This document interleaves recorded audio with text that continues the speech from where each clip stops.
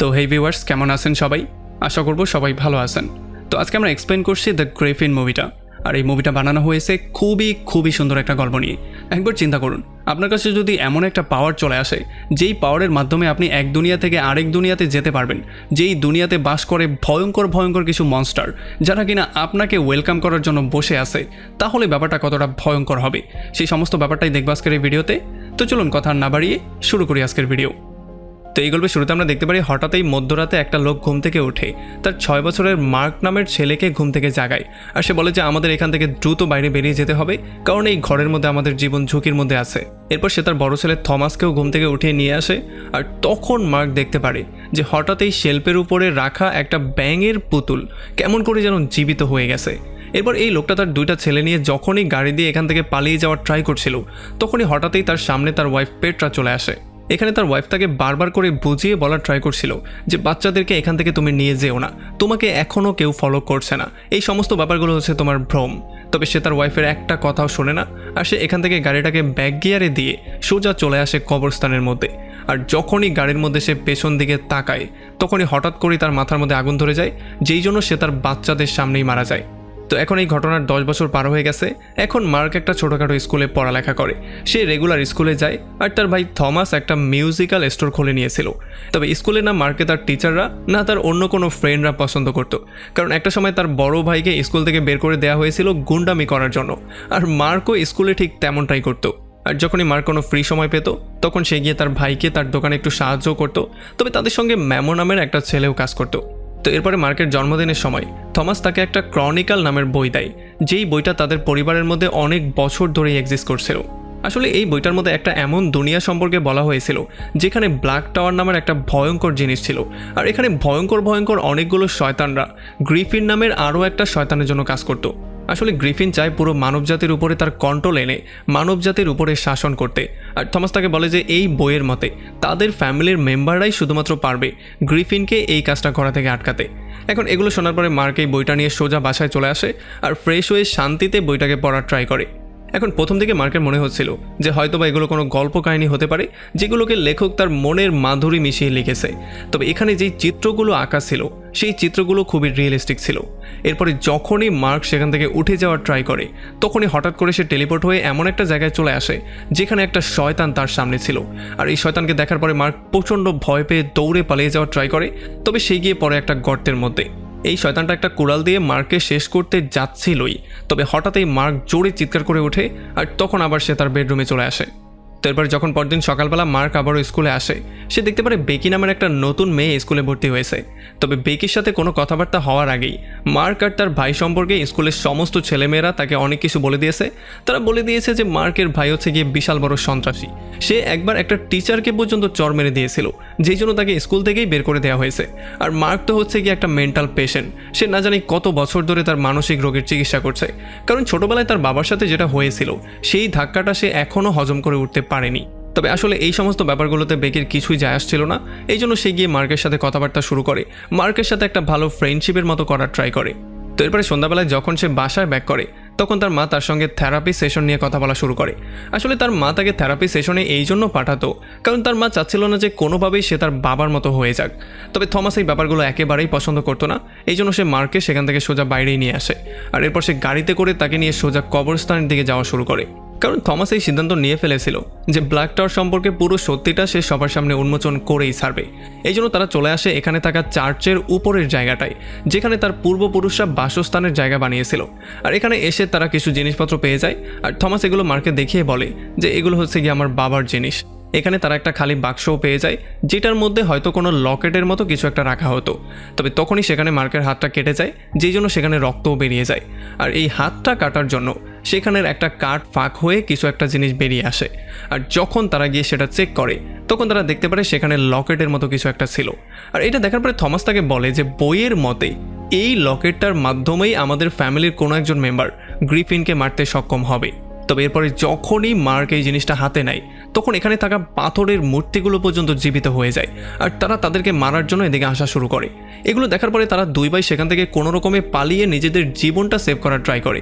তবে তখনই ভয়ঙ্কর একটা বিশাল বড় মূর্তি তাদের সামনে চলে আসে আর যখনই সেই মূর্তিটা তাদেরকে মারতে যাচ্ছিল তখনই অন্য একটা এঞ্জেলের মূর্তি এসে সেই মূর্তিকে মারা শুরু করে।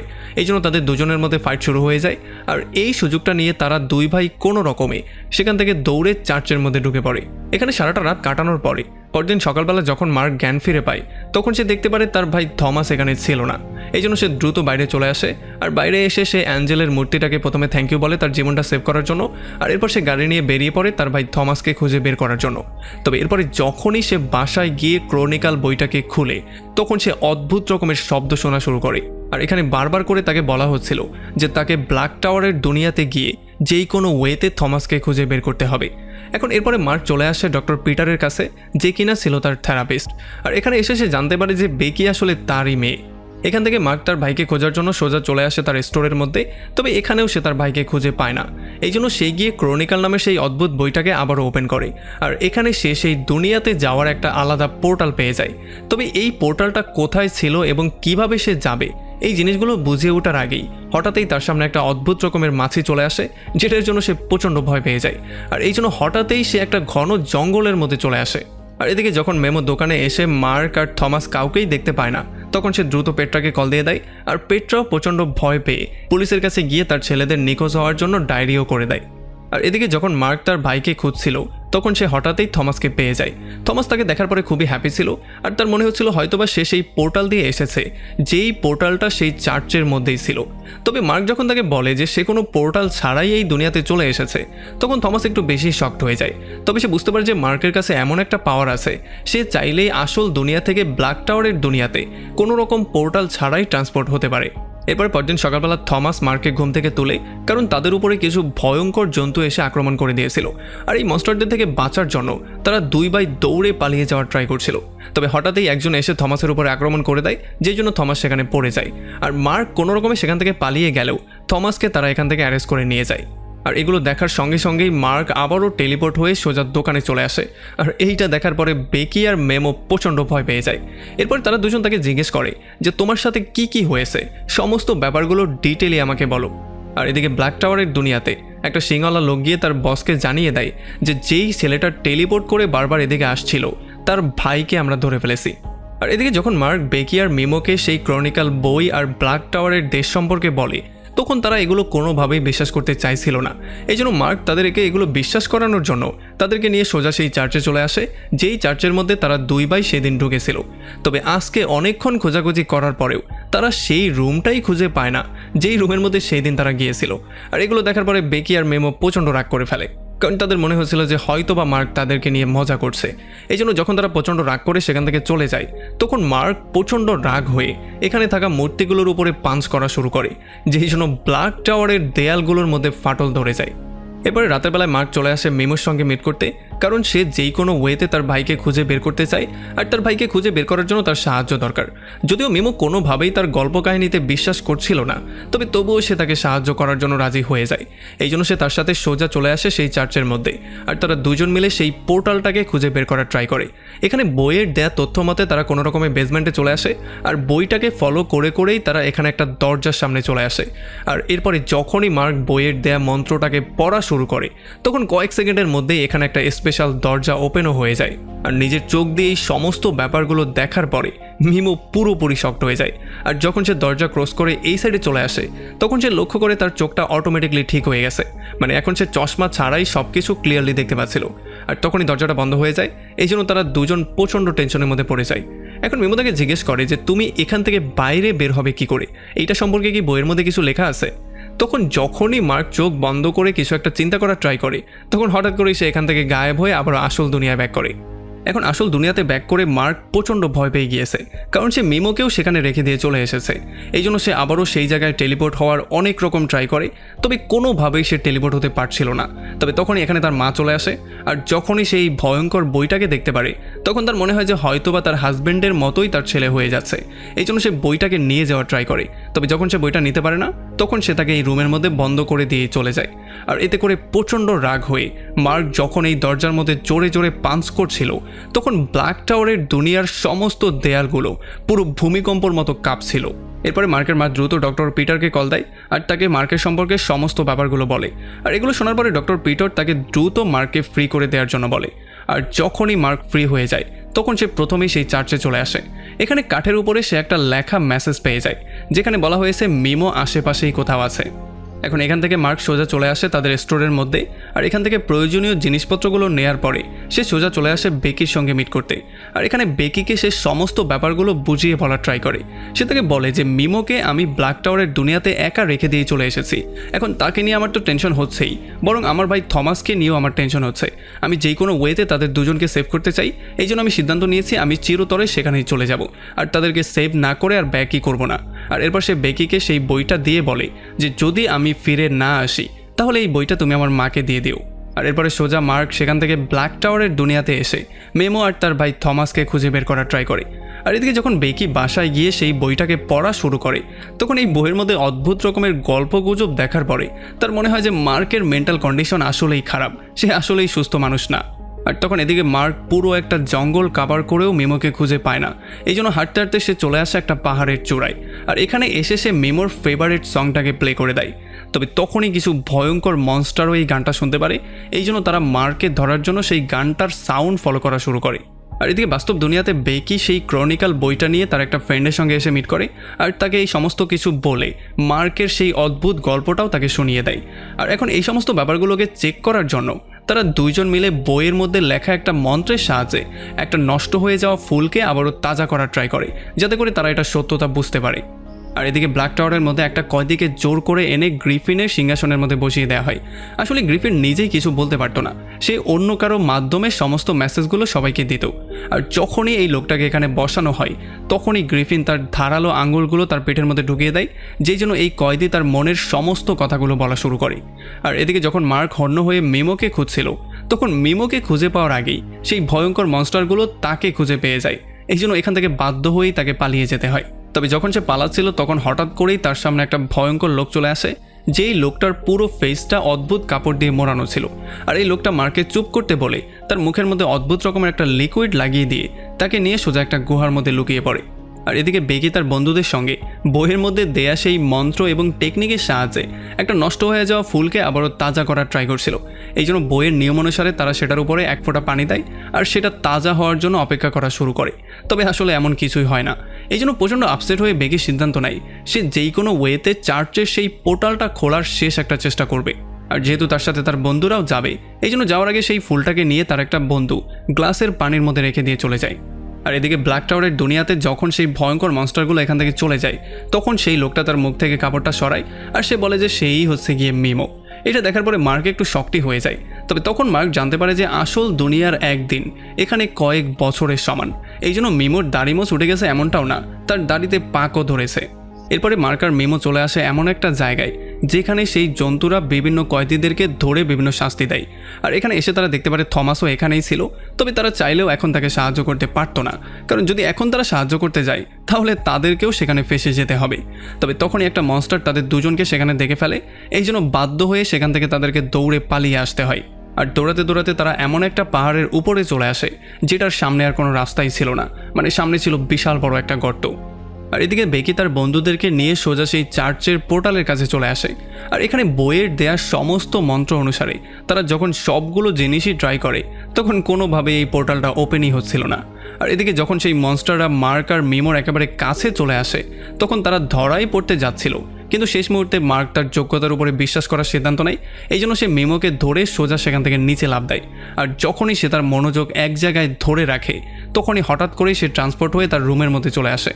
আর যখন এখানে পড়ার আওয়াজ পেটটা শুনতে পারে তখন সে দৌড়ে রুমে চেক করতে আসে।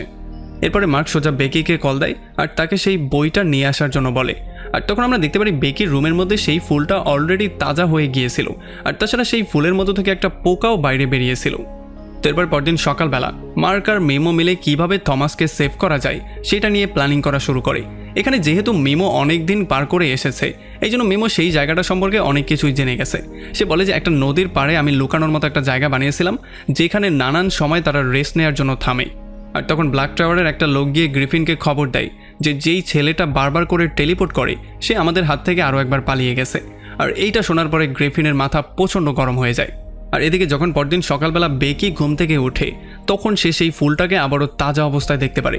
এটা দেখার পরে সে পুরোপুরি শক্ট হয়ে যায়। আর এরপরে যখন সে সেই বইটা নিতে যায়, তখন সেই পোকাটা তাকে কামড়াতে যাচ্ছিলই, কিন্তু কোনো রকমে সে বইটা নিয়ে বের করে সেটা তার বাবাকে দিয়ে দেয়, কারণ মার্কের এই ব্যাপারগুলো তার কাছে গল্প কাহিনীই মনে হচ্ছিল। আর যখন সে স্কুলে গিয়ে এগুলো মার্ককে বলে, তখন মার্ক প্রচণ্ড রাগ করে ফেলে। আর এদিকে যখন বেকির বাবা সেই বইটাকে ভালো করে পড়ে, তখন সে এগুলো দেখার পরে ক্লিয়ার হয়ে যায় যে মার্ক আসলে অসুস্থ। এই জন্য সে সোজা তার মায়ের কাছে চলে যায় আর তার মাকে বলে যে তোমার ছেলের মানসিক অবস্থা ঠিক নেই, তাকে যেই কোনো ওয়েতে পাগলখানায় ভর্তি করাতে হবে। আর এইটা শোনার পরে পিটার রাজিও হয়ে যায়। আর একটু পরেই মার্কের ঘরের মধ্যে অ্যাম্বুলেন্স চলে আসে, আর এখানে লোকজন তাকে জোর করে ধরে নিয়ে যাওয়ার ট্রাই করছিল। তবে মার্ক কোনো রকমে তাদের থেকে পালিয়ে সোজা সেখান থেকে চার্চে চলে আসে, যেখানে কিনা মিমো অলরেডি তার জন্য ওয়েট করছিল। আর যখন তারা চলে যাওয়ার ট্রাই করছিল, তখনই সেই লোকজনগুলো আবারও এসে তাদের উপর আক্রমণ করে দেয়। আর এইবার তারা দুইজন মিলে তাদেরকে ফেস করার ট্রাই করে। আর তখনই আমরা দেখতে পারি এখানে মুখ ঢেকে একটা লোক চলে আসে, যে কিনা এসে এই লোকগুলোকে আচ্ছা রকম করে ধোলাই করা শুরু করে। সে এমন করে একজনকে পেটায় যে তার এখানে মৃত্যুই হয়ে যায়। তবে এই সমস্ত ব্যাপারগুলোতে মার্ক আর মিমো কোনো রকমে পালিয়ে চলে যায়। আর এদিকে যখন পেট্রা তার ছেলের জন্য চার্চের বাইরে ওয়েট করছিল, তখন সে দেখতে পারে মার্ক চার্চ থেকে বাইরে এসেছে আর তার জামা কাপড়ের মধ্যে রক্ত লাগানো ছিল।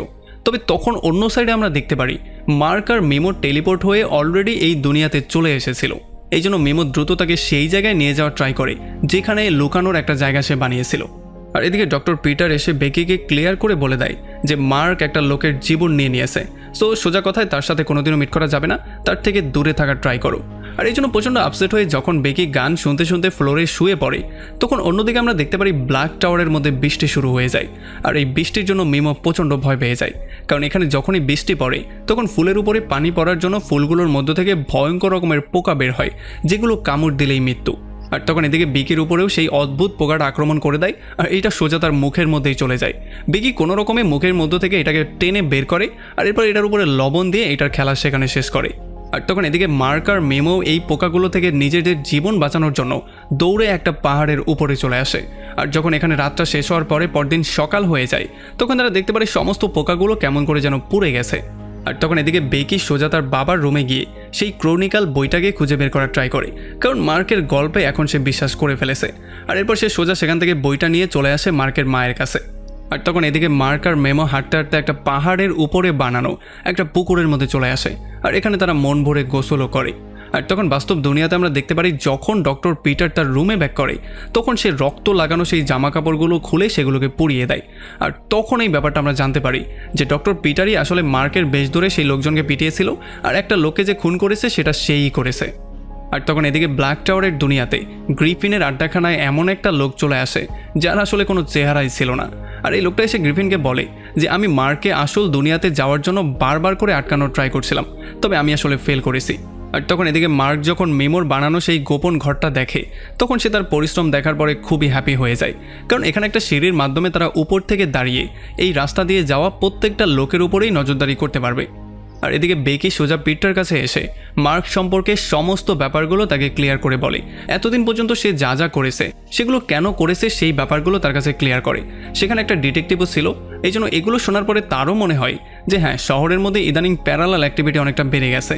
আর এরপরে বেকি তাদেরকে সমস্ত ব্যাপারগুলো এক্সপ্লেন করা শুরু করে, তার পূর্বপুরুষের গল্প বলা শুরু করে, আর সেই বইটা সম্পর্কে এক্সপ্লেন করা শুরু করে।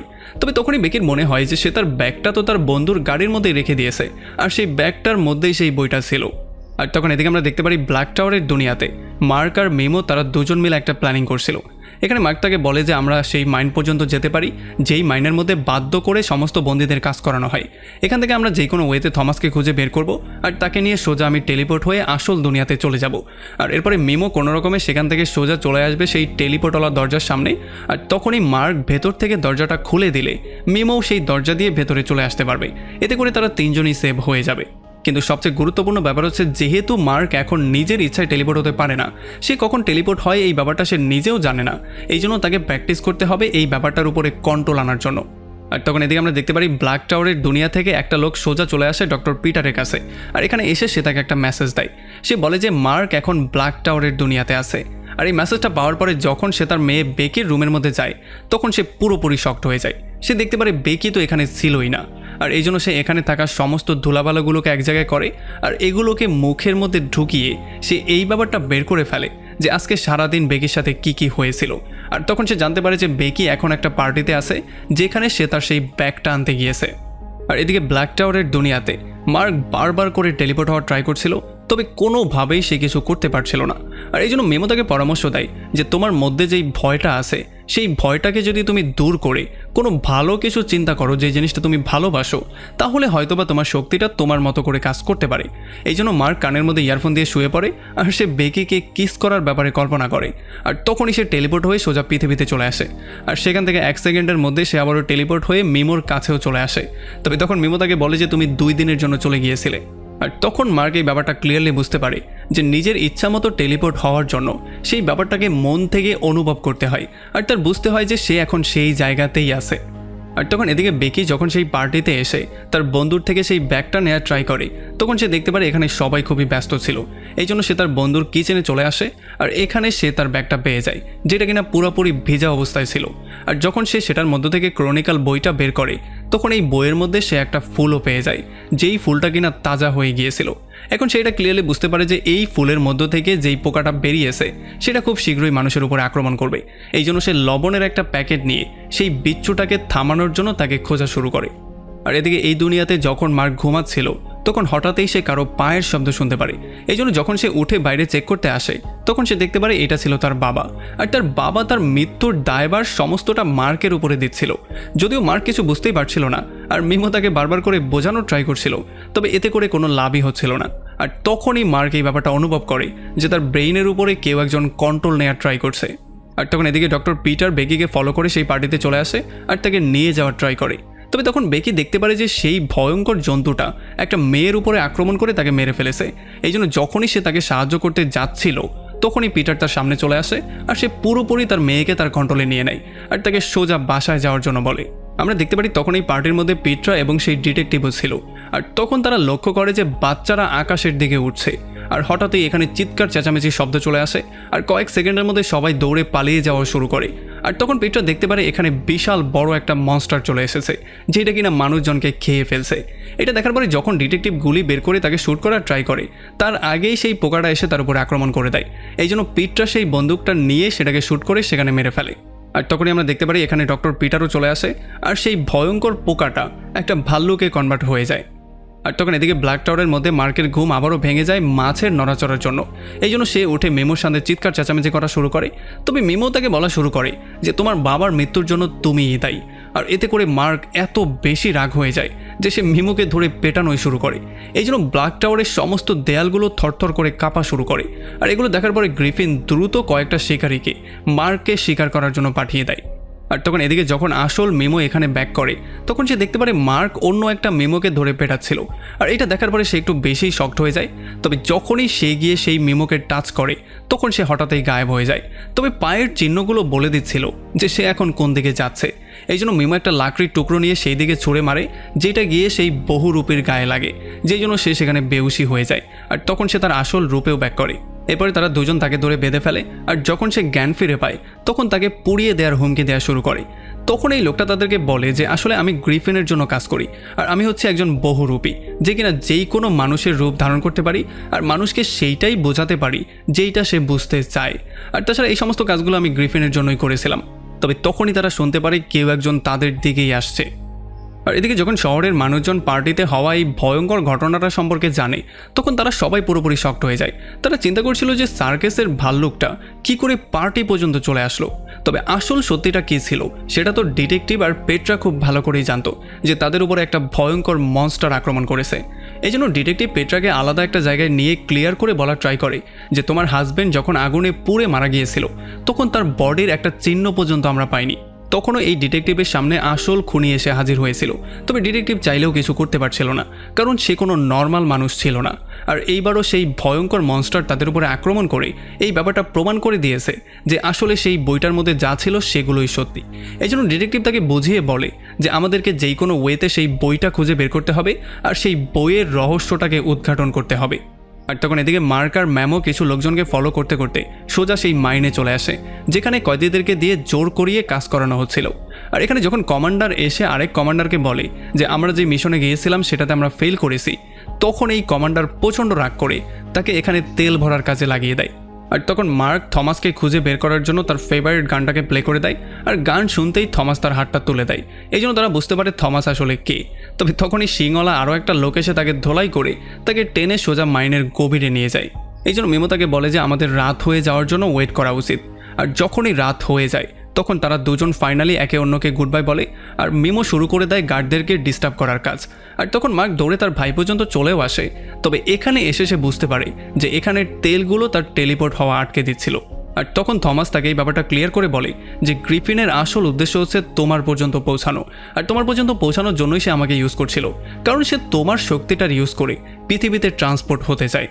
আর তখন এদিকে মিমো সেই পোর্টালের দিকে দৌড়ানো শুরু করে, আর শিংওয়ালা সেই গার্ডরাও তাকে ফলো করা শুরু করে। তবে তখন এদিকে আমরা দেখতে পারি মার্ক আর থমাস তারা দুজনে এই ব্যাপারটা নিয়ে ঝগড়া করছিল যে গ্রিফিনের সাথে তারা কে ফাইট করবে। তবে তখন মার্ক তার পাওয়ারটাকে শো করে, সে তার সেই লকেটটার সাহায্যে তার পাওয়ার দিয়ে এখানে দেয়ালের মধ্যে একটা ফুটোই করে দেয়, যেই ফুটো দিয়ে কোনো রকমে তারা দুই ভাই তো পালিয়ে যায়। তবে বেচারা মিমো সেখানে ফেসে যায়, কারণ সেই ভয়ঙ্কর জন্তুগুলোর সাথে ফাইট করতে গিয়ে তাকে তার আঙুলগুলো পর্যন্ত বিসর্জন দিতে হয়। তবে তখনই একেবারে শেষ মুহূর্তে সেখানে মার্ক আর থমাস চলে আসে, যারা কিনা সেই সমস্ত মনস্টারদেরকে শেষ করে কোনো রকমে মিমোকে সেভ করে। আর এদিকে যখন গ্রিফিন জানতে পারে তারা তিনজনই এখান থেকে পালিয়ে গেছে, তখন সে রাগের মাথায় পাগলের মতো হয়ে যায়। এই জন্য সে মানুষের বডি ছেড়ে নিজের আসল রূপে এসে তাদের তিনজনকে ফলো করার সিদ্ধান্ত নেয়। আর এরপরে যখন তারা তিনজন সেই পোর্টালের একেবারে সামনে চলে আসে, তখন হঠাৎই থমাস মার্কের কাছ থেকে সেই লকেটটা চায়। যখন মার্কেটটা দেওয়ার জন্য তাকে না করে দেয়, তখন সে গিয়ে তাকে পেটানো শুরু করে। তবে তখনই গ্রিফিন তাদের সামনে চলে আসে। আর তখন এদিকে আমরা দেখতে পারি পিট্রা আর ডিটেকটিভ চলে আসে ডক্টর পিটারের রুমের মধ্যে, যারা কিনা বেকিকে জোর করে বের করে নিয়ে যাচ্ছিল। তবে ডক্টর পিটার কোনোভাবেই এমনটা হতে দিতে চাইছিল না। আর এদিকে যখনই মার্ক জ্ঞান ফিরে পায়, তখন সে দেখতে পারে চারপাশে ঘন কুয়াশা হয়ে গিয়েছিল। আর তখনই সে সেই লকেটটা হাতে নেয়, যেটা কিনা তার ভাই থমাস সেখানে ফেলে দিয়েছিল। তার ভাই থমাসের অবস্থা দেখার পরে সে এটা ক্লিয়ারলি বুঝতে পারে যে সে এখন গ্রিফিনের কন্ট্রোলে আছে। আর তখন এদিকে পেট্রা বেকির সঙ্গে সোজা চলে আসে সেই পোর্টালের দরজার সামনে। আর যখন তারা পোর্টালটা খোলার ট্রাই করছিল, তখন অন্যদিকে আমরা দেখতে পারি বারবার করে গ্রিফিন মার্ককে রাগিয়ে তোলার ট্রাই করছিল আর তার সাথে ফাইট করার জন্য চ্যালেঞ্জ দিচ্ছিল। যদিও মার্ক প্রথমে প্রচণ্ড রাগ হয়ে তার সাথে ফাইট করতে যাচ্ছিলই, তবে শেষ মুহূর্তে সে তার বাবার কথাটা মনে করে, আর এই জন্য সে নিজেকে আবারও শান্ত করে ফেলে। আর তখনই এদিকে যখন পেট্রা কোনো রকমে সেই পোর্টালটা ওপেন করে ফেলে, তখন বেকি দৌড়ে গিয়ে সোজা মেমোকে টেনে মধ্যে নিয়ে আসে। আর এটা দেখার পরে মার্ক ক্লিয়ারলি বুঝতে পারে যে গ্রিফিন এখন প্রচণ্ড রাগ করে আছে। এই জন্য সে সেই লকেটটার মাধ্যমে তার উপরে আঘাত করে। আর হঠাৎ পাওয়া এই আঘাতের জন্য গ্রিফিন প্রচণ্ড বেশি ব্যথা অনুভব করলে সে তার ভাই থমাসকে নিচেই ফেলে দেয়। এই জন্য সে তার ভাইকে নিয়ে কোনো রকমে পোর্টালটার এই পারে চলে আসে। আর যখন গ্রিফিন মধ্যে আসার ট্রাই করছিল, তখন তার মুখের উপরেই তারা দরজাটা বন্ধ করে দেয়। আর এমনই একটা ভয়ঙ্কর পয়েন্টে এই পুরো মুভিটা এখানেই শেষ হয়ে যায়। তো আমাকে কমেন্ট করে জানান কেমন লাগলো ভিডিও। যদি ভালো লাগে তাহলে অবশ্যই একটা লাইক করবেন, আর যদি এখনও আমাদের চ্যানেলটা সাবস্ক্রাইব করে না থাকেন তাহলে প্লিজ করে ফেলুন। তো আমাদের দেখা হবে অন্য কোনো ভিডিওতে অন্য কোনো একদিন। Till then, take care.